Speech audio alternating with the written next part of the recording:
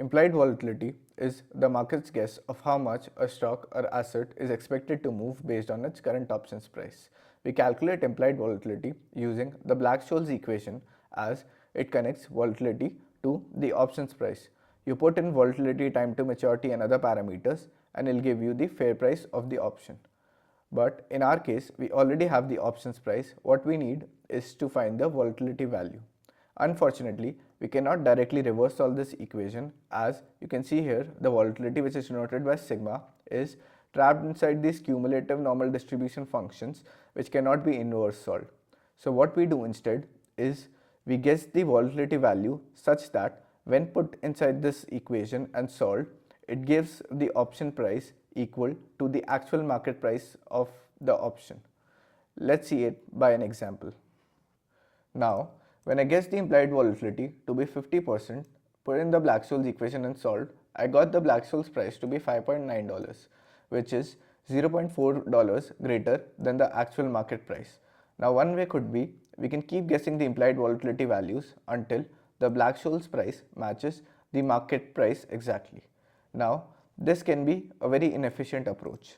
So, what we can do is we already know when we put 50% implied volatility, we got the Black-Scholes price, which is $0.4 greater than the market price. So what if we know a percentage by which we need to reduce the initial implied volatility guess such that it reduces the Black-Scholes price by $0.4?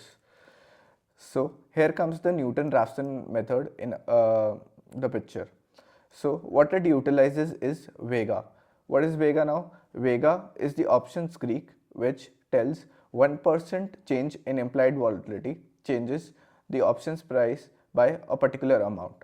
Now in our case, I've already calculated the Vega, which came out to be $11.3, which says that 1% change in implied volatility will result in $11.3 of change in price in the option.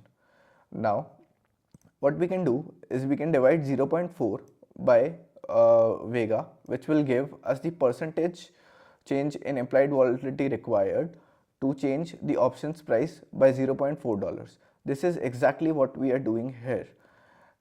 Now, as the market price was smaller and the Black-Scholes price is greater, this will come out to be negative, and when subtracted from the initial implied volatility, we'll get the new volatility to be 46.4%, which will give the Black-Scholes price as 5.9, which is much closer to the market price.